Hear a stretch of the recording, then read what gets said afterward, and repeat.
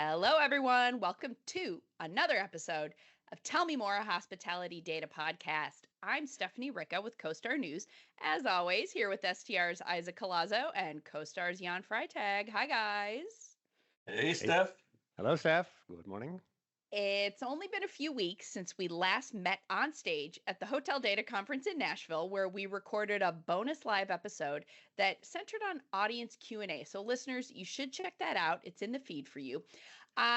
So just going over a couple headlines. Of course, the headline from August so far has been CoStar and Tourism Economics dropping the 2025 RevPAR forecast. We got a lot of questions about that during our live episode. So again, check that out. We've unpacked it a lot. We will drop our reporting about that forecast in the show notes and in the article for some context. So that was a big gasp when it happened. But I want to remind you guys a positive headline too from this month. Big transaction, right? MCR Hotels bought Soho House for $2.7 billion in a go private deal. Generally pretty positive chatter about that. Good return for shareholders, so that will be interesting. Any other big highlights I missed from the month? Headline highlights. I was never cool enough for Soho House, so I don't. Yeah. We have one here in Nashville. I thought that you guys would absolutely be cool enough for Soho House. Well, they say with a chuckle. Exactly. We'll save that. Embarrassed laughter on the other side here. We're like, yeah we wish. Yeah, we wish. Well, maybe. Something to aspire to. Hey, now that it's part of the hotel industry, maybe we know somebody who knows somebody. You know? Yeah, exactly. That's always good. We did see a new crane go up here in Nashville this morning. And we think it's part of a new hotel. We have to walk by the site, but there's a crane up in the Gulch, which near the site where the new addition is supposed to be built. So we think that's the crane. This is what the STR CoStar people do when they get to the office on Monday mornings. They look out the window and say, what fresh hotel is this? Exactly. Because in this town, there are no bad ideas. We continue to see construction. Hey, that's good. And we're going to talk about hot markets later on in the episode. But you know what? Let's start with a little data like we always do. Summer is winding down. We've seen that in the weekly data highlights. Business travel still pretty slow. The word I believe you've used, Isaac, is plateaued. But why don't you, Isaac, give us some July highlights and try not to make Jan cry. Well, Jan, please do not cry. It's not becoming. No one has ever cried on this podcast. We're not starting today. All right. Well, first of all, I think the biggest thing is there was no meaningful day shifts. We lost the Monday but gained the Thursday. So really nothing changed in the composition month.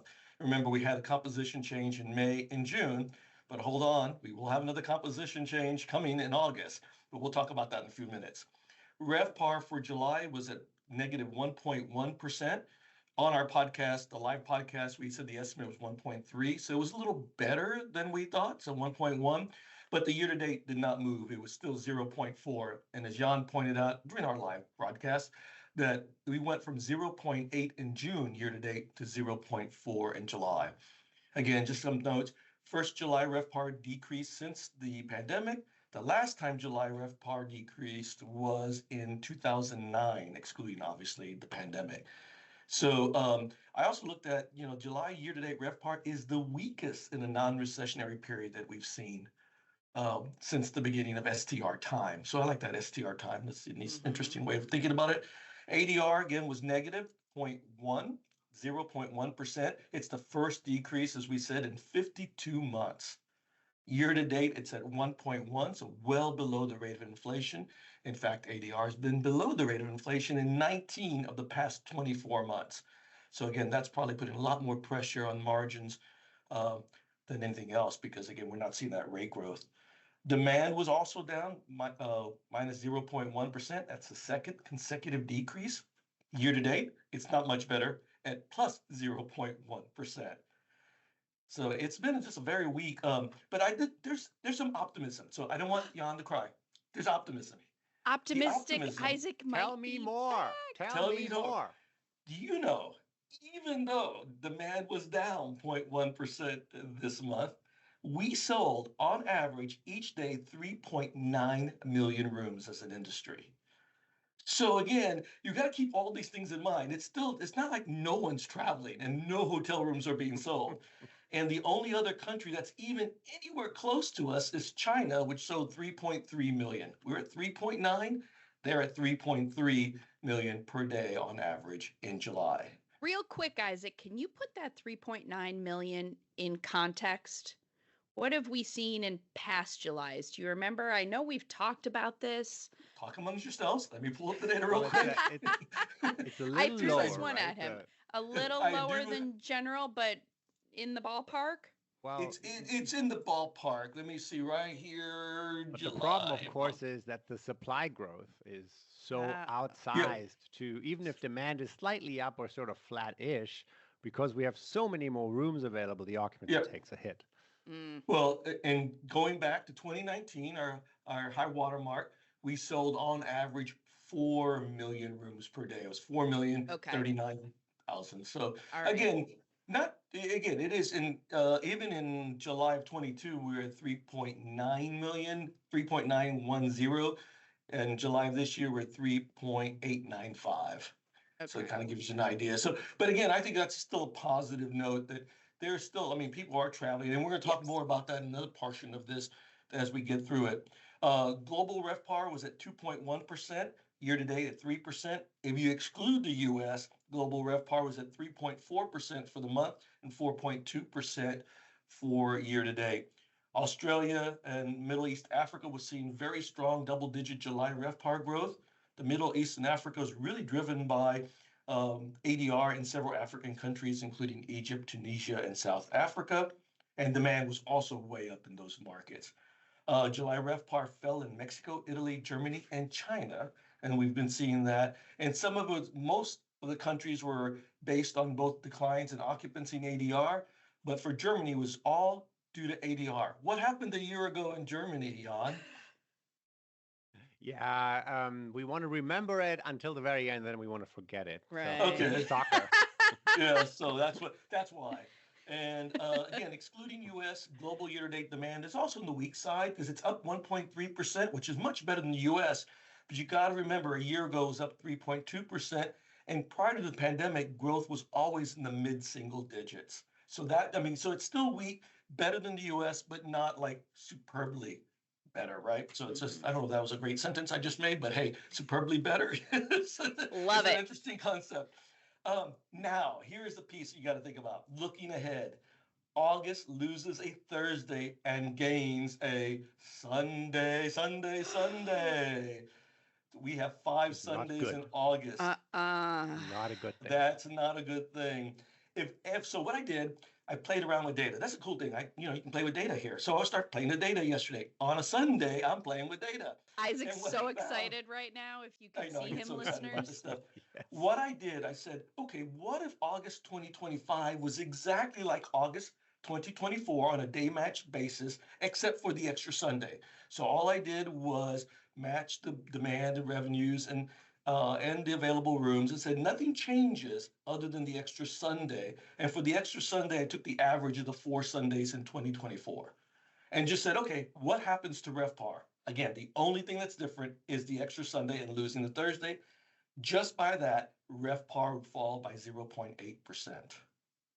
So Just heads the up. extra heads up, just the extra Sunday. Nothing else changes. Now, let's think about this. The weakness we've seen over the last 3 weeks, along with the extra Sunday, means we are probably set to see the largest RevPAR decrease since March of 2024. And in March of 2024, RevPAR dropped by 2%. So I think that's something to keep in mind that August is going to seem, again, even when you're looking at a 28-day moving average, and then when you see the final number, it's going to be weaker because of that extra Sunday. So just keep that in mind, dear listeners, because it's going to be not great. So And then we go into September. September is also going to be different. And the way I'm thinking about September is we really only have 2 full weeks, basically in the middle of the month, for business and group travel. The first week will be impacted by the Labor Day holiday, which is great, Yep. right? That's great for all of us. We'll be on holiday. But the last week will be impacted by Rosh Hashanah. Rosh Hashanah this year is on Tuesday, September 23rd. That means it begins on sundown, Monday the 22nd, and ends at sundown on the 24th. Last year, it was on October 3rd, but it's on a Tuesday. It has only been on a Tuesday 3 previous times since 2000. And that's when we started. That's, again, star history when daily data began in 2000. So I think that's going to be a real impact again for September because, again, you only have 2 real weeks. But October is looking much stronger because Yom Kippur, which is 9 days later, is on Thursday, October 2nd. It has an easy comp to Rosh Hashanah 2024. Last year. Right. And so October itself is relatively clean. Yes, we have Indigenous Day, Columbus Day holiday, but that tends to be less impactful. And then Halloween this year is on a Friday, if I remember correctly. Is that right? Someone check a calendar. I think it's Friday. So that will be less impactful and actually could be good for leisure travel. So, and what we've been hearing is everyone's talking about a good October. Here's why. Because again, the holiday shifts, relatively clean calendar. So yeah, October should be good, but August, September, not so good. So did you say you wanted me to cry or didn't want me to cry? What was this? I think there's both tears of happiness and tears of joy. I think you can do both at this point. Yeah, I think the Halloween piece is always interesting, right? In the past, we've seen that a lot more companies and a lot more business travelers are saying, nope, this is a new family. This is the main family holiday in the month. We are staying home. Having it on a Friday hopefully does not impact, Monday through Thursday. So that's probably good news. I think it is because normally, yeah, I do think it's good news. And I think it could actually help on some leisure travel, especially some key cities where there's big, Halloween celebrations, including here in Nashville, Las Vegas. So it could actually be a positive. And we also know that most group meetings end on a Thursday, right? Most people do not have groups meetings going into Friday. So people would leave on a Thursday and still be home to take the kids trick or treating. So I think it's a positive in my view. Yeah, I think the leisure piece is a little bit of a stretch, but I think that the business travelers are not being interrupted for the week. I think that could be a positive. Just work with me, Jan. Come on, just work with me. I'm trying to be positive. Work with me. Now you're the downer guy. Give me some candy. Now, I want to ask about Sunday. So, Sunday, historically, forever, is the worst night of the week for hotel stays, for hotel demand, right? I feel like I've noticed, I don't want to say more and more, but an increase in business events starting on Monday, which might be like weird, trying to take advantage of calendar times that are requiring a Sunday night travel. I don't know. That could just be anecdotal. I don't love it when I see it as a traveler, but I don't know. Something gonna have to make Sunday great. Yeah, maybe Yeah, airfare is a little bit cheaper, right, than going out could Monday be. afternoon, and hotel stays are certainly less Hmm. expensive on a Sunday night. So, I mean, I think if you're a meeting planner and you can, not an association event necessarily where people can choose to go, but if it's a corporate event where people have Right. to go, if the meeting planner says you go, then well, you go. So Right. it's an interesting theory. I think we'll have to look at that for next time. Right. And leisure travelers trying to grab any, I mean, Sunday, of course, during the summer, that's not going to be driving leisure travel, but I feel like people are becoming a little bit more in tune to those. Can I pick the day with fewer crowds or lower airfares? Mhm. I don't know. That's a very, very far in advance thing to look at, but hey. We have the data. We Yeah, can. we have the data. I was actually pulling it up again. I mean, you're throwing curveballs this morning. It's like, hey, I've got to get all this Oh, data open. we can save that for a future Yeah. episode.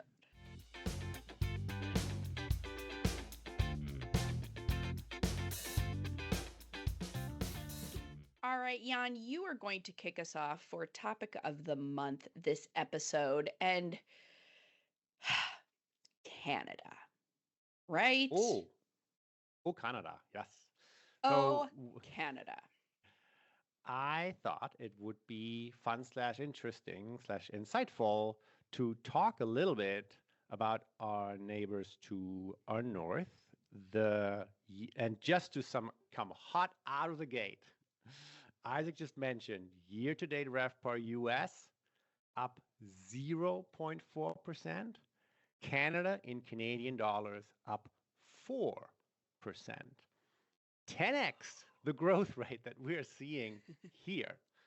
So what's going on in Canada? And a lot of things have happened this year. And I think it all started out with the rhetoric from the current US administration. And one of the taglines, headlines was sort of the 51st state commentary. And there seems to be, and I think our data now proves that out, an absolute move to buy Canadian.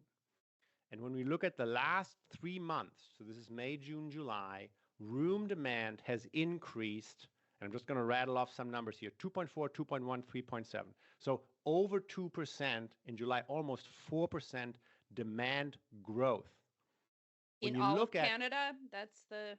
In Canada. Okay. Demand has grown tremendously over the last 3 months. When we look at last year, the same 3-month period, May, June, July, it was always 0 point something. It was basically flat for all intents and purposes. So I think there is something in the Canadian makeup, in the Canadian psyche that says, hey, how about we stay closer to home? I've heard anecdotally at the Hotel Data Conference also that some associations and some corporations are meeting in Canadian cities because they're afraid that their attendees from other countries outside the United States can't get into the United States. And they're saying, look, the visa policies are a little bit easier. We don't feel, we are afraid that our people are going to get hassled at the border. Let's just go up north. And so you can see then that there are more groups shifting up north. Now, it's just on the margins for now, but it's definitely a conversation that I've had at HTC. That group shift is really, really interesting because on one hand, you can see the leisure justification, but if you see groups picking different locations, I think that's... Right. I think there might be something there.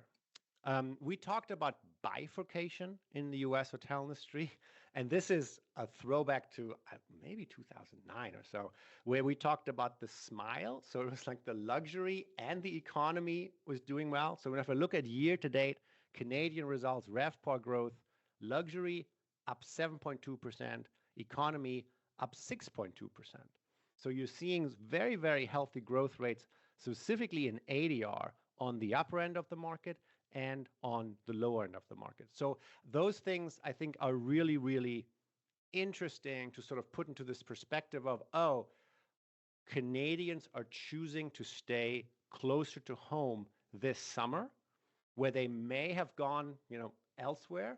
But this idea of buy Canadian is not only is a reaction to the rhetoric from the current administration in the US, but it not only goes towards products, it also goes towards services. And I just think that's an interesting thing to have in the back of your head as we go through the fall, obviously, and then into the winter. Traditionally, we've talked about the quote-unquote snowbirds. I used to live in Phoenix, and the snowbirds would arrive from Canada after Canadian Thanksgiving. And I talked to a few Canadian reporters, about the fear that I have that the US becomes quote-unquote flyover country.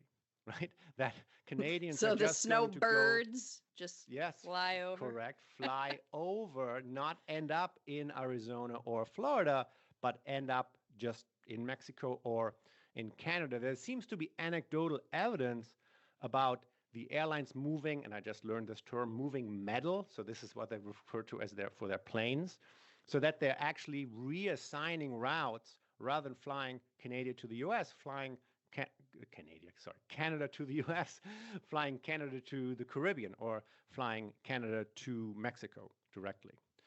The little fly in the ointment here is that the Canadian data set is going to be hit hard when November comes along, because last year room demand and room revenue increased quite sharply in Canada. Any ideas why that was? If I have to give you if you think about a 2-word answer for anything in 2024, what happened in 2024 around the world that we Taylor tried not Swift. to? Taylor Swift. So in November, she had a 6-night residency in Toronto that lifted the national data. So November RevPAR was up 7%. And for the nation, we fully expect that to be a negative comp as as November comes around. The demand was up 4%. Room rates were up 30% in Toronto alone. Obviously, that's going to have a tough comp. Same as for Vancouver in early of December. So it's going to be interesting to watch, what that does to the data. But I would not take the negative November, December numbers as an indicator of anything. It's just a tough comp. So that's my quick snapshot on Canada. 4% RevPAR growth year to date, and no signs of slowing. Can I add a little bit of color too? Just to give some more numbers. Yeah. So demand in Canada over the last 2 months has increased by 20 million room nights, 10 million in each month. So that's over a year ago. So it's a big deal. And average it's a big deal. So it's 10.3, 10.9, actually it's 11 million in July. And this is just for the month, this is by month. And it was up 9.8 in May, 8.4 in April, 8.1 or 8.2 in February. So it's been increasing every month. So while there may be some additional gains because of the political climate, but you look at the data, it's been on the increase. So it's a positive thing. Yeah. And so the other thing I was looking up is Bob and Doug McKenzie, because I love that. And so I was looking that up too. So I was looking at data and I was on the internet going, what was the name of those two guys? Oh, it's Bob and Doug McKenzie from SNL and all that good stuff. So we could fill an hour with Canadian We could fill an hour humor. with it. And the only other data point, real quick, we talked about, and we have talked in this podcast before about the I-92 APIS data set, international inbound, outbound data flying to and from the United States. The Canadian, in July, number of Canadians flying to the US is down 14%. And that is just air. And obviously, Adam Sachs at the Hotel Data Conference showed us that for land, that number is minus 30. So definitely an impact. Thanks for listening. Jan, I think we're going to have to get a bell to ring every time you cite the I-92 data. Or maybe my favorite. Maybe next year at the Hotel Data Conference, we'll bring in a tattoo artist and you can get a live tattoo of it somewhere. Don't give Isaac any ideas. It's your favorite data set. So real quick around the horn, favorite Canadian city as a destination. I love Vancouver. Quebec City. Oh, yes. Yeah, that's... How is it not Montreal is also great. Toronto, yeah. Well, and I'll be in Toronto in September. It's like, what month are we in? Signing autographs? No. Well, I will be signing autographs, but I'm hoping to get Lady Gaga's autograph because we'll be in the audience.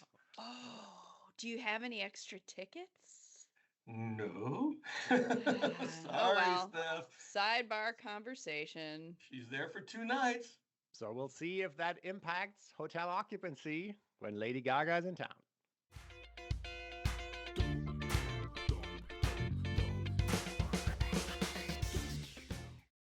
All right, Isaac, it is your turn for topic of the month. Tell us what we're going to dive in a little deeper on. So I wanted to get in more into what's happening in the markets, right? Just understand what's different, because we know demand is down in the U.S. And we know it's been down. I've always said percentages. Over the last 2 months, we lost 1.1 million room nights. So, I mean, it's a pretty significant amount. And so 82 of the 172 markets, and STAR tracks, we divide the country into 172 markets. 82 of those 172 markets lost combined 4.2 million room nights. That was offset by 90 markets that gained 3.1 million room nights. And that's how you get to the 1.1. So not all markets are declining, but there's a significant, again, 82, that's 4.2 million. That's a lot. Of the decliners, Las Vegas and Houston accounted for 42% of the room night decrease over the past 2 months. So we've all heard about Las Vegas. They're having a more difficult time this year. A lot of it has to also do with inbound international, as well as a variety of things, including the economic cost of living things. Houston, on the other hand, is down year over year because a year ago they had a lot of displacement business, right? And a lot of it was due to the derecho. We've talked about that, and also a hurricane that came through. It's a lot of flooding. So when you exclude those 2 markets, room demand for the US was actually up 621,000 year over year over the 2 months. So my first aha is not everyone is seeing, declines. Again, we're looking at national numbers. That's a problem with using at aggregates and looking just at national numbers because this is a very big market. We already know we're selling 3.9 million rooms on average a day, but big markets like Houston and Las Vegas can swing the national average. So then I said, okay, I'm going to go even deeper. So excluding Houston and Las Vegas, demand was up in all classes except economy hotels. Economy hotels, excluding those two cities, remember everything, we're going to be excluding those two cities, they were down by 1.1 million room nights. But as Jan and I have discussed, 40% of that decrease was due to hotel closures. So you can just say, hey, we lost about 40% of supply in this economy. So that's also taking away demand. Now the thing is we haven't picked it up in other sides. So, but it's down. Again, you can talk about it as 40% due to closures, kind of, if you want to do about that. The other thing I thought was really interesting was upper upscale hotels have seen the smallest gain of all classes when excluding Houston and Las Vegas. And their weakness was in all areas, resorts, urban, and airport locations. And then when I dug deeper, the resorts where I saw the biggest weakness, again, there was a lot of submarkets, but it was Orlando I-Drive, it was Waikiki, St. Petersburg, Florida, Park City, Disneyland, California. So that's a group thing that happened that's for some reason they're growing, but it was growing very, very little. And then these markets are actually down slightly. And then when I took it a little further and looked at the urban upper upscale hotels that were down were in Washington, D.C. CBD. Dallas CBD Market Center, we know that the convention center in Dallas is under construction, right? So that's probably a part of that. Midtown West, Times Square, interesting to me. Philadelphia CBD and Austin CBD. Austin also has the convention center issue. And on the flip side, here's a better number. They make you happy now. Tears of joy. Upscale and upper mid-scale hotels saw a 1.1 million room night gain in the 2 months, mostly in suburban and urban locations. That's new. Yeah, and when I looked at the urban locations, it included Chicago, St. Louis CBD, Seattle CBD, Midtown South, and New York City. And the suburban side was even more varied. Birmingham Southwest, Norman Moore, Oklahoma, Reno, Abilene, Texas. So it was really interesting. I mean, it's like there's so much more to unpack here, but the net is not everyone is seeing demand decreases. But even without Houston and Las Vegas, demand growth in the remaining markets hasn't been good enough to offset supply gains, which you mentioned earlier, Jan. So even when you do that, occupancy is down because, again, we had supply gains. And for me, the most important thing is ADR growth, regardless, is anemic. So it's still well below the rate of inflation. So even in the market seeing supply gains, demand gains, we're still seeing pretty anemic ADR growth. And I think that's the bigger issue as we continue through this year. Yeah, and it was, I think, a little noteworthy / scary to see that in July, luxury class hotels grew ADR only by 1.8%. Right. So even on the upper end, where we had always said, look, bifurcation, upper end is fine, is fine, is fine. Their occupancy, for July, 71%, certainly healthy, but occupancy was slightly down, and room rates are not up at the rate of inflation now across the board. And that will be the conversation, as we talked about at the Hotel Data Conference. This will be the conversation that our listeners, the revenue managers, directors of sales, will have with their owners and asset managers as budget season comes along, right? The top line is not growing. So what do you do in the middle of the P&L to drive margin growth? Refresh us, Jan. So luxury had been growing at or higher than rate The of year inflation? to date, luxury ADR growth is 3%. Okay, so right. So July, above. And is it an outlier? Who knows? Like we'll look in the fall and see, but noticeable step down year to date 3, July 1.8. Anything else stand out to you, Jan, about some of those markets that Isaac mentioned? We talked about Las Vegas for a while and Houston. Chicago has also been strong all summer. Yeah. I think, there's a couple of the sleeper markets, right? I mean, Seattle, Chicago. Did you mention Seattle on the plus or the minus side? Plus. On the plus side. So Seattle, interesting is coming, Chicago coming, San Francisco, those types of markets that had been the darlings of the investment community pre-2020, and they're slowly digging their way back out of the hole and back up to, to the on the radar of developers.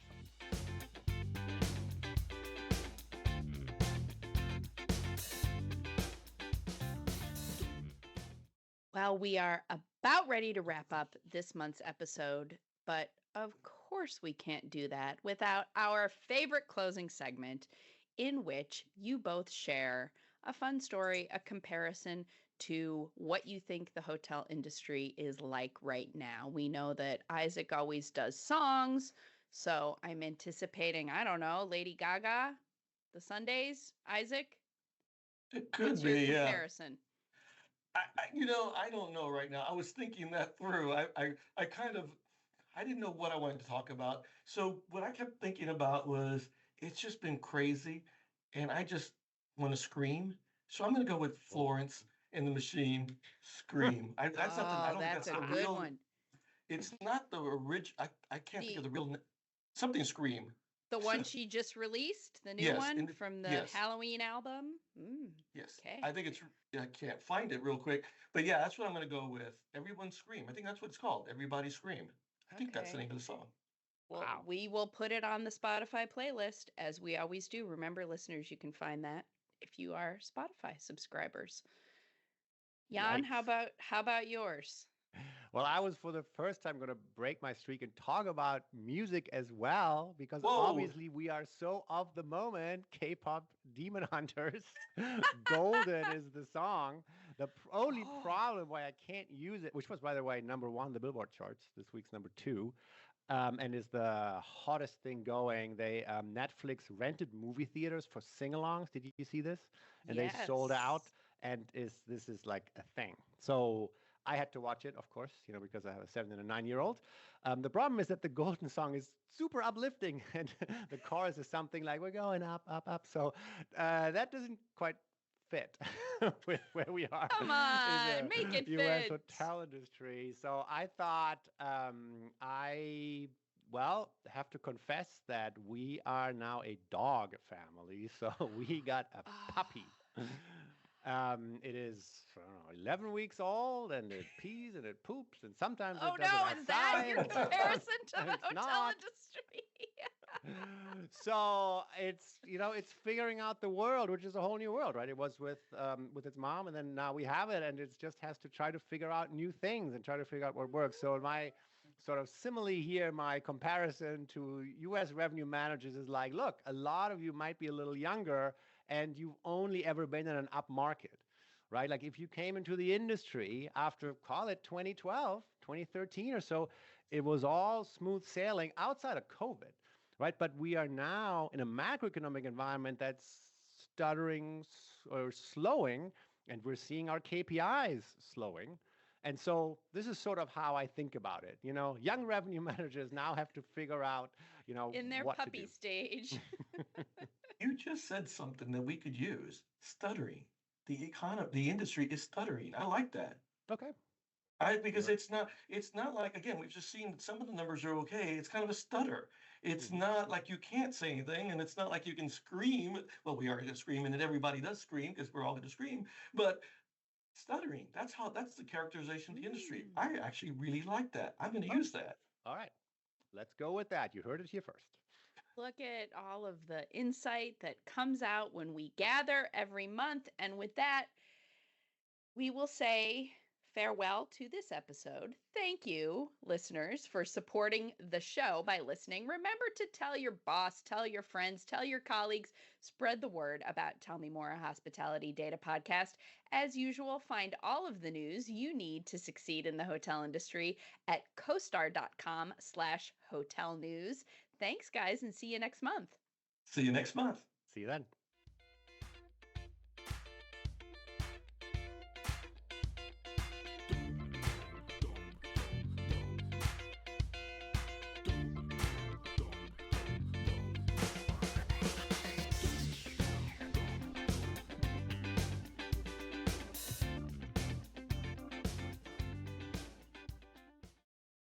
Hi, I'm Davon Reed. I'm Omari Head. And I'm Chris Henry. We're the hosts of the Next Gen and Lodging podcast. It's a monthly show in which we interview a new generation of hoteliers to get their insights into a variety of disciplines and topics, from finance to food and beverage and hotel operations. Listen to us on Spotify, Google, Apple Podcasts, or wherever you get your podcasts. This episode of Tell Me More, a hospitality data podcast, was recorded on August 25, 2025 by me, Stephanie Ricca. The episode was edited by Rachel Daub. Find all hotel industry news at costar.com/hotel news. Thanks for listening.